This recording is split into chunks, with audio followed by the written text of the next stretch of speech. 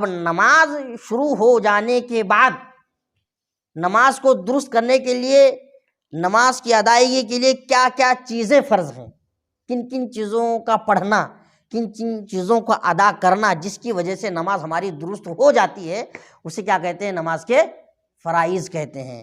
ہاں سمجھے کہ نہیں؟ جس طریقے سے ایک بھی اگر شرط چھوٹ گئی تو آپ کی نماز نہیں ہوگی، اسی طریقے سے اگر آپ کا ایک بھی فرض چھوٹ گیا نماز میں تب بھی آپ کی نماز نہیں ہوگی۔ اب نماز کے فرائض کتنے ہیں؟ نماز کے فرائض کتنے ہیں؟ جس طریقے سے نماز کے شرائط ہیں، ٹھیک ہے، یہ مکمل بیان میں آپ کو پڑھ کے سنا دیتا ہوں، ٹھیک ہے، کیونکہ فرائض نماز تو آپ نے تربیت کے وقت میں سب جان لیا، سمجھے کہ نہیں؟ تربیت ہو رہی تھی، پریکٹیکل جب ہو رہا تھا مفتی صاحب قبرہ نے ہر چیز بتا دی، اب میں اس کو پڑھا کے دہرا کے سنا دیتا ہوں۔ جس طریقے سے نماز کی 6 شرطیں ہیں، اسی طریقے سے نماز کی 6 فرض ہیں۔ کتنی فرض ہیں؟ 6 فرض ہیں۔ اور کون کون ہیں؟ غور کیجیے آپ۔ نماز کی 6 فرض ہیں۔ قیام، پہلا فرض کیا ہے؟ قیام ہے پہلا فرض، یعنی صف کے اندر کھڑا ہونا، قیام کرنا، یہ کیا ہے؟ فرض ہے۔ اب قیام کی مقدار کیا ہونی چاہیے؟ قیام کی مقدار کیا ہونی چاہیے؟ ایک مسئلہ ہے، بہت سارے لوگ امام صاحب رکوع میں ہیں تو جلدی جلدی امام صاحب کو پانے کے لیے سیدھا صف میں گھس جاتے ہیں رکوع کی حالت میں۔ امام صاحب رکوع میں ہیں تو صف میں جاتے ہیں تو رکوع کرتے ہوئے جاتے ہیں، بہت سارے لوگ تو اس ڈائریکٹ رکوع میں جاتے ہیں، تو اس طریقے سے نماز نہیں ہوگی۔ قیام فرض ہے۔ قیام کیا ہے؟ فرض ہے۔ اور قیام کتنی مقدار تک فرض ہے؟ اگر امام صاحب رکوع میں جا رہے ہیں تو آپ ادب سے جائیے، صف میں کھڑے ہو جائیے، اللہ اکبر کہہ کے ہاتھ ناف تک لانے تک آپ کا قیام ہو جائے گا، سمجھے کہ نہیں؟ اللہ اکبر فوراً کہیے، ہاتھ ناف کے پہ لائیے اور باندھیے، فوراً رکوع میں جائیے، آپ کا قیام ہو جائے گا۔ اب ضروری نہیں ہے کہ قیام کے لیے ایک سورت کی مقدار یا 2 منٹ 3 منٹ تک کھڑے رہنا ضروری ہے، نہیں، آپ تکبیر تحریمہ کر کے، پڑھ کر کے، ہاتھ ناف پر باندھ کر کے رکوع میں چلے گئے، آپ کا قیام کیا ہو گیا؟ ہو جائے گا، ٹھیک ہے نا؟ ایک فرض کیا ہے؟ قیام، کھڑے رہنا نماز کے اندر، یہ فرض ہے۔ اور دوسرا فرض کیا ہے؟ قرات۔ دوسرا فرض کیا ہے؟ قرات۔ قرات کی بہت اہمیت ہے نماز میں، سمجھے کہ نہیں؟ اگر آپ تنہا نماز پڑھ رہے ہیں، اگر امام کے پیچھے نماز پڑھ رہے ہیں تو اب آپ کو قرات کرنے کی کوئی ضرورت نہیں ہے، آپ امام کی اقتداء میں ہیں، آپ امام کی پیروی کر رہے ہیں، آپ کی نماز اس کی اقتداء میں تو ہو جائے گی۔ اگر آپ تنہا نماز پڑھ رہے ہیں، واجب الوتر پڑھ رہے ہیں، سنت مؤکدہ پڑھ رہے ہیں، سنن یا نوافل پڑھ رہے ہیں، صلاۃ التسبیح پڑھ رہے ہیں، غرض ہے کہ کوئی نفلی نماز آپ پڑھ رہے ہیں، تو ہر نماز کے لیے یہ 6 چیزوں کا پایا جانا ضروری ہے، جس کے اندر قیام ہے۔ اور دوسری چیز کیا ہے؟ قرات ہے۔ قرات یعنی قرآن مقدس کی تلاوت کرنا، قرآن مقدس کو پڑھنا۔ اور قرات بھی کیسی ہونی چاہیے؟ ما یجوز بہ الصلاۃ، قرات ایسی ہونی چاہیے کہ جس سے نماز ہو جائے، جس سے نماز درست ہو جائے، یعنی حروف کی ادائیگی کے ساتھ، مخارج کی ادائیگی کے ساتھ، صفت ظاہرہ اور صفت باطنہ کے ساتھ قرات، اظہار، اخفاء، ادغام، مد متصل، مد منفصل، یہ قرات کے قاعدے ہیں۔ اس طریقے سے قرات کی جائے گی آپ کی تو آپ کی نماز درست ہوگی۔ یہ تو قیام، یہ اظہار، اخفاء، یہ تو لہے اگر نہیں کریں گے آپ تو لہن جلی ہے، لہن خفی ہے، چھوٹی چھوٹی غلطیاں، اس کے اندر کوئی پکڑ نہیں ہے۔ لیکن حروف کی ادائیگی بہت ضروری ہے، حروف کی ادائیگی قرات کے اندر بہت ضروری ہے، سمجھے کہ نہیں؟ کیونکہ اگر آپ حروف کی ادائیگی نہیں کریں گے تو قرآن مجید کے معنی اور مطالب بدل جائیں گے، مفاہیم بدل جائیں گے۔ اگر آپ جہاں حروف حلقی کا بڑا ہا ہے، وہاں پہ رحیم کے بجائے رحیم کر دیا، بسم اللہ الرحمن الرحیم ہے، بڑا ہے رحیم ہے، رحیم یعنی رحم کرنے والا اللہ کی صفت، آپ نے وہاں رحیم کر دیا، اس کا معنی دوسرا ہو جائے گا، اس کا معنی غلط ہو جائے گا۔ تو آپ یہ نماز میں پڑھیں گے تو آپ کی نماز بھی کیا ہو جائے گی؟ باطل ہو جائے گی، سمجھے کہ نہیں؟ تو ما یجوز بہ الصلاۃ کے تحت قرات کا آنا بھی، پڑھنا بھی ضروری ہے۔ اسی لیے تاکید کی جاتی ہے نوجوانوں سے کہ جتنا زیادہ ہو سکے نورانی قاعدہ اور اتنا قرآن مقدس اچھے سے سیکھو، پڑھو، کہ خود اگر آپ تنہا نماز پڑھنا چاہو تو آپ کی نماز درست ہو جائے. لیکن بڑے افسوس کے ساتھ کہنا پڑتا ہے کہ ہمارے نوجوان آج کل جو قاعدہ لے کر کے بیٹھنے میں یا قرآن مقدس امام کے سامنے لے کر کے بیٹھنے میں شرم محسوس کرتے ہیں. دینی تعلیم حاصل کرنے میں کیا شرم ہے، کیا پریشانی ہے؟ کوئی پریشانی نہیں ہے. حضرت علامہ جلال الدین سیوطی رحمۃ رضوان، آپ کا کیا حال تھا؟ آپ نوجوانی میں آپ نے ڈھیروں کتابیں لکھی ہیں. آپ کے گھر کے حالات بڑے غریب تھے. دن کے اندر آپ وہ سائیکل چلایا کرتے تھے مزدوروں والی. اس کے بعد شام کے وقت میں جا کر کے نوجوانی میں اپنے استاذ کی بارگاہ میں علم دین حاصل کیا کرتے تھے. سمجھے کہ نہیں؟ تو علم دین حاصل کرنے میں کوئی شرم نہیں کرنا چاہیے. سمجھے کہ نہیں؟ تو اتنا قرآن مقدس اچھے سے پڑھنا سیکھ لیجئے کہ آپ کی نماز کیا ہو جائے، درست ہو جائے. سمجھے کہ نہیں؟ قرات کیا ہے؟ فرض ہے. اس کے بعد رکوع بھی آپ کا کیا ہے؟ فرض ہے. پچھلے جمعہ میں کسی نے سوال کیا تھا کہ حضرت اگر کوئی ڈائریکٹ امام صاحب سجدے میں ہے تو اگر کوئی ڈائریکٹ سجدے میں چلا جانا چاہے تو نماز ہوگی کہ نہیں ہوگی؟ تو جواب یہ ملا تھا کہ نماز نہیں ہوگی. کیوں؟ کیونکہ اگر وہ ڈائریکٹ امام کے ساتھ سجدے میں جائے گا تو اس کا ایک فرض، اگر قیام کر کے بھی اللہ اکبر کے نیت باندھ کے اگر ڈائریکٹ امام کے ساتھ سجدے میں جانا چاہے تو نماز اس کی نہیں ہوگی. کیونکہ اس کا ایک فرض کیا ہو جائے گا؟ چھوٹ جائے گا. وہ کون سا فرض ہے؟ وہ رکوع. اس کا کیا ہو جائے گا؟ وہ چھوٹ جائے گا. سمجھے کہ نہیں؟ رکوع بھی فرض ہے. اور سجدہ کیا ہے؟ چوتھا فرض کیا ہے؟ سجدہ. اس کے اندر سجدہ لکھا ہوا ہے. اگر آپ 2 رکعت نماز پڑھ رہے ہیں تو مجھے بتائیے 2 رکعت میں کتنے سجدے ہوتے ہیں؟ 4 نا. 2 رکعت میں 4 سجدے ہیں نا. پہلی رکعت میں 2، دوسری رکعت میں 2. تو یہاں پہ صاحب انوار شریعت نے یا صاحب کتاب نے سجدہ لکھا ہے. یعنی اگر آپ نے ایک سجدہ کر لیا تو نماز آپ کی ہو جائے گی. اگر آپ نے مان لیجئے رکوع کر لیا، آپ نے ایک تمثیل کے طور پہ بتاتا ہوں، قیام کیا آپ نے، آپ کا رکوع چھوٹ رہا تھا، آپ نے اپنے سے رکوع کر لیا، امام صاحب ایک سجدہ کر چکے تھے، اب امام کے ساتھ آپ دوسرے سجدے میں چلے گئے.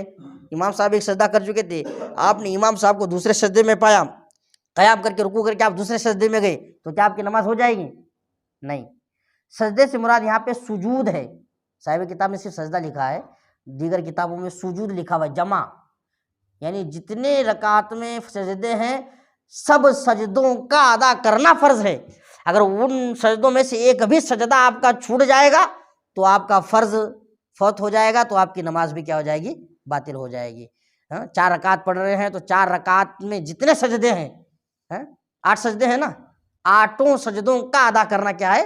فرض ہے. سمجھے کہ نہیں؟ اور قاعدہ اخیرہ، 5واں فرض کیا ہے؟ قاعدہ اخیرہ. قاعدہ اخیرہ کسے کہتے ہیں؟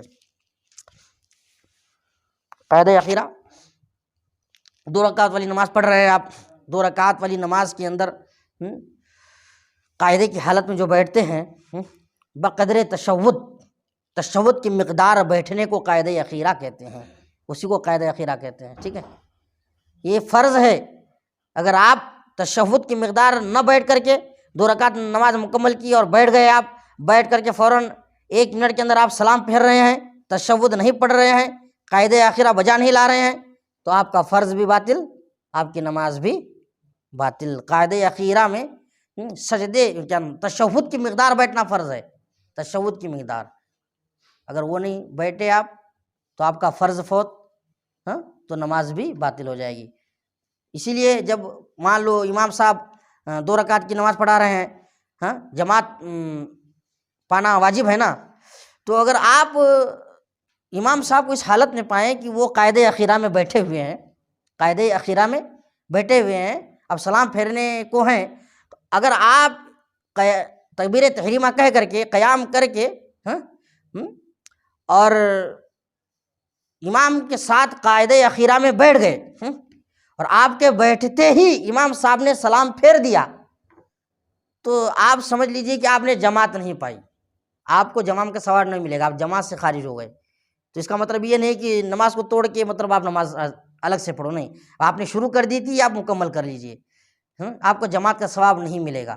سمجھے کہ نہیں؟ اور آپ کا فرض بھی فوت ہو جائے گا. اگر آپ قیام کر کے نیت باندھ کے امام کے ساتھ قاعدہ اخیرہ میں بیٹھ گئے اور اتنی مقدار تک بیٹھے رہے آپ کہ آپ نے تشہد پڑھ لیا، اس کے بعد امام نے سلام پھیر دیا، آپ کو جماعت کا بھی ثواب ملے گا اور آپ کو ایک فرض بھی اس میں مل جائے گا، سمجھے کہ نہیں؟ اور آپ اتنی مقدار تک آپ بیٹھ نہیں پائے کہ تشہد پڑھ سکیں، اس سے پہلے امام نے سلام پھیر دیا تو آپ کی جماعت کیا ہو جائے گی؟ فوت ہو جائے گی۔ اور جب آپ قاعدے میں پہنچیں گے، جب امام صاحب تشہد پڑھنے کے بعد درود ابراہیمی اور دعائے معصورہ پڑھنے تک تو آپ کا تشہد ہو ہی جائے گا نا، سمجھے کہ نہیں؟ تو قاعدہ اخیرہ بھی کیا ہے؟ فرض ہے۔ اب چھٹی شرط ہے خروج بسنعہ، خروج بسنعہ۔ خروج بسنعہ کسے کہتے ہیں؟ خروج بسنعہ یعنی حالت نماز میں کوئی ایسا عمل کرنا کہ نمازی کو نماز سے باہر کر دے، اسے کہتے ہیں خروج بسنعہ۔ حالت نماز میں کوئی ایسا عمل کرنا، کوئی ایسا کام کرنا کہ نمازی کو نماز سے باہر کر دے کہ اب تیری نماز ہو گئی، باہر ہٹ جاؤ، سمجھے کہ نہیں؟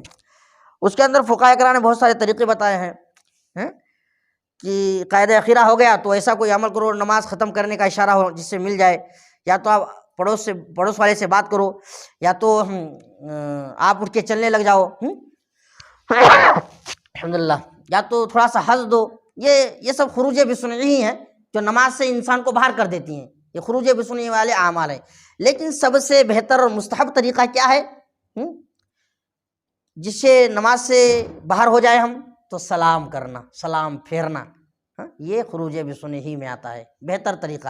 خروج بسنعہ کا صاف صاف مطلب یہ ہے کہ نمازی کا کوئی ایسا عمل کرنا، کوئی ایسی حرکت کرنا کہ وہ عمل اس کو نماز سے کیا کر دے؟ باہر کر دے، اس بات کا اشارہ ہو جائے کہ اب نماز پڑھنے والے کی نماز مکمل ہو گئی ہے، اسے کہتے ہیں خروج بسنعہ۔ یہ بھی کیا ہے؟ فرض ہے۔ سمجھ بات آ رہی نہیں؟ اب مکمل تفصیل سنیے، ٹھیک ہے؟ نماز میں 6 چیزیں فرض ہیں۔ پہلا قیام، دوسرا فرض قرات، تیسرا فرض رکوع، چوتھا فرض سجدہ، اور 5واں فرض ہے قاعدہ اخیرہ، اور 6واں فرض ہے خروج بسنعہ، ٹھیک ہے؟ اب سوال یہ قیام فرض ہے، اس کا کیا مطلب ہے؟ قیام فرض ہے، اس کا مطلب کیا ہے؟ اس کا مطلب یہ ہے کہ کھڑے ہو کر نماز ادا کرنا ضروری ہے، تو اگر کسی نے بغیر عذر شرعی بیٹھ کر نماز پڑھی تو نماز نہیں ہوگی۔ کھڑے ہو کر، عورت ہو یا مرد ہو، سب کو کھڑے ہو کر ہی نماز ادا کرنا فرض ہے، سمجھے کہ نہیں؟ بغیر کسی عذر شرعی کے۔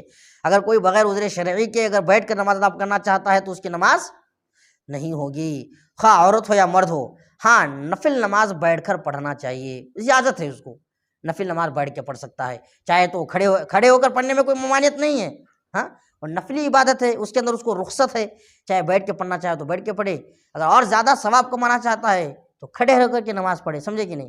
ہاں، میں نے بزرگان دین سے سنا ہے، اپنے اساتذہ کرام سے سنا ہے کہ جب بندے مومن نفلی نماز ادا کرتا ہے، اگر بیٹھ کے نماز ادا کرتا ہے، بات کہاں تک صحیح نہیں معلوم، لیکن بیٹھ کر جب نماز ادا کرتا ہے تو اس کو آدھا ثواب ملتا ہے، جو کھڑے ہو کر قیام کے ساتھ نماز ادا کرتا ہے تو اس کو مکمل ثواب نفلی نماز کا ملتا ہے۔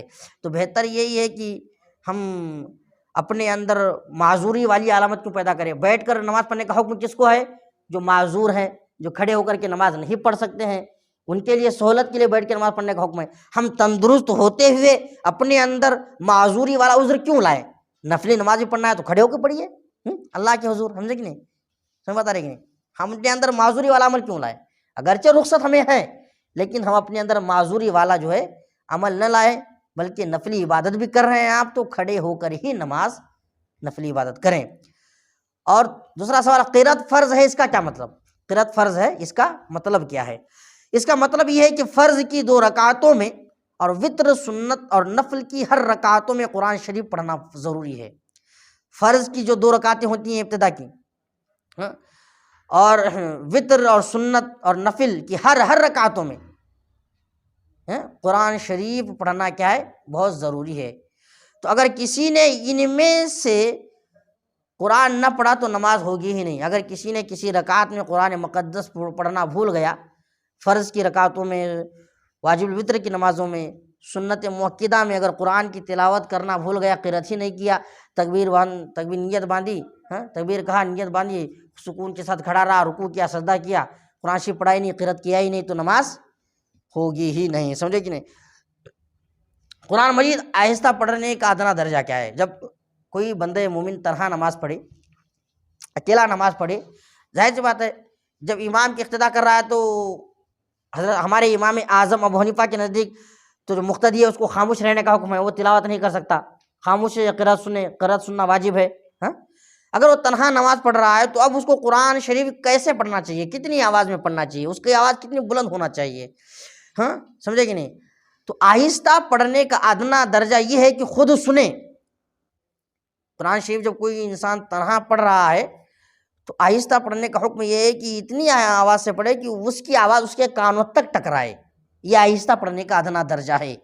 اس قدر آہستہ پڑھنا کہ خود بھی نہ سنا تو نماز ہی نہیں ہوگی۔ اگر اس قدر آہستہ اس نے پڑھا کہ اس کے خود کو بھی سننے نہیں آیا تو اس کی نماز ہی نہیں ہوگی۔ بہت سارے لوگ اللہ اکبر کہہ کے نیت باندھ لیتے ہیں، دل میں قرآن شریف پڑھتے ہیں، نہ ان کے ہونٹ ہلتے ہیں، نہ ان کے چہرے سے پتہ چلتا ہے کہ قرآن کی تلاوت کر رہے ہیں، خاموش سکوت کے ساتھ پتھر کی طرح کھڑے رہتے ہیں، کچھ مدت کھڑے ہو گئے پھر سے رکوع میں چلے جاتے ہیں، پھر اس کے بعد سجدہ کر لیتے ہیں۔ اس طریقے سے اگر کوئی نماز پڑھتا ہے تو اس کی نماز نہیں ہوگی۔ اگر تنہا نماز پڑھ رہا ہے تو قرآن مقدس اتنی بلند آواز سے پڑھنا چاہیے کہ اس کی خود کی آواز اس کے کانوں تک ٹکرائے، تب جا کے اس کی نماز ہوگی۔ اگر قرآن شریف اس نے پڑھا لیکن اس کی آواز اس کے کانوں تک نہیں پہنچی تب بھی اس کی نماز نہیں ہوگی، سمجھے کہ نہیں؟ بہت سارے لوگ نیت باندھتے ہیں اور لوگوں کو بتانے کے لیے صرف ہونٹ ہلاتے ہیں۔ ہونٹ ہلانے سے کسی کی آواز کسی کے کانوں تک پہنچے گی کیا؟ نہیں۔ صرف ہونٹ ہلانے سے آواز کانوں تک پہنچ جاتی ہے کیا؟ نہیں پہنچتی ہے۔ ہونٹ ہلانا بھی کافی نہیں ہے، اس میں قرآن شریف اتنی آواز سے پڑھنا چاہیے کہ بندہ جو ہے اپنی خود کی آواز سنے، تب جا کر کے اس کی نماز کیا ہوگی؟ درست ہوگی۔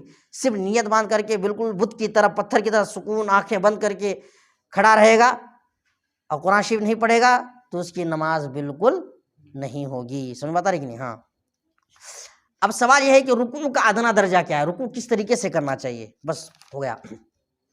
رکوع کا ادنا درجہ یہ ہے کہ ہاتھ گھٹنے تک پہنچ جائیں۔ آپ نے پریکٹیکل میں پڑھا، اچھے سے بتایا گیا آپ کو، ہاتھ گھٹنے تک پہنچ جائیں، اور پورا رکوع یہ ہے کہ پیٹھ بالکل سیدھی بچھا دیں اور سر پیٹھ کے برابر رکھیں، بالکل سر اور پیٹھ بالکل کیا ہو؟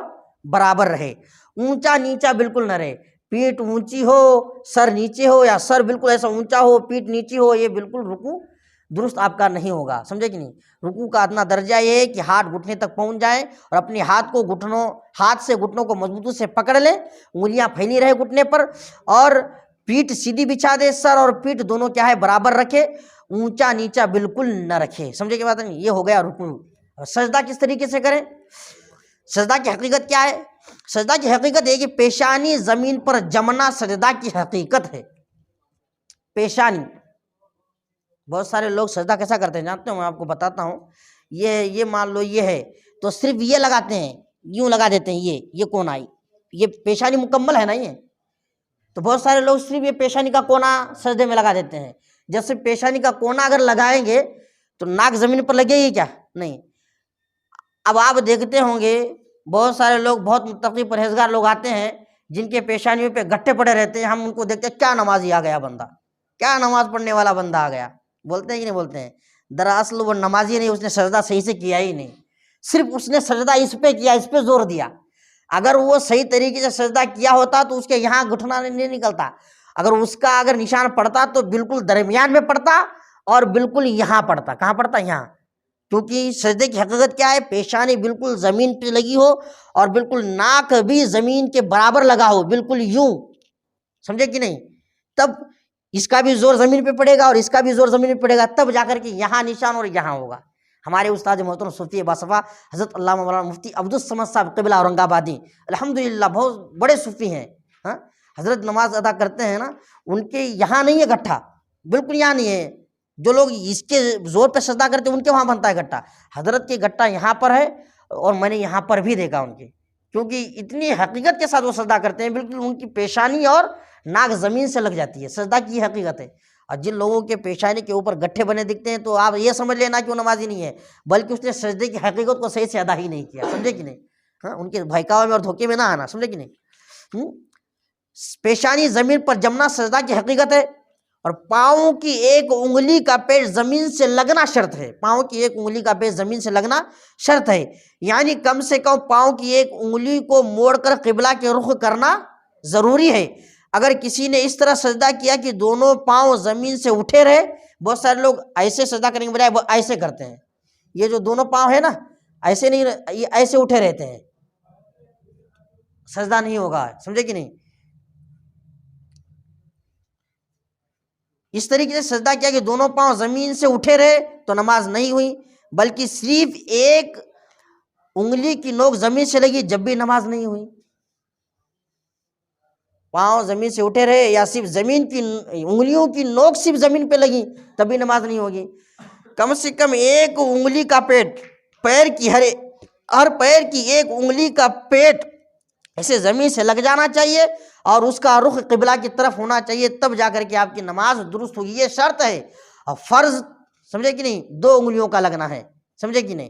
اور واجب 3 انگلیوں کا لگنا ہے، اور ہر پیر کی 5 انگلیوں کا لگنا کیا ہے؟ سنت ہے، سمجھے کہ نہیں؟ اور کتنی انگلیوں کا پیٹ زمین سے لگنا واجب ہے وہ بھی بتا رہے ہیں آگے۔ دونوں پاؤں کی 3 انگلیوں کا پیٹ زمین سے لگنا واجب ہے، دونوں پاؤں کی 3 انگلیوں کا پیٹ زمین سے لگنا واجب ہے۔ اب سوال قاعدہ اخیرہ کا کیا مطلب ہے؟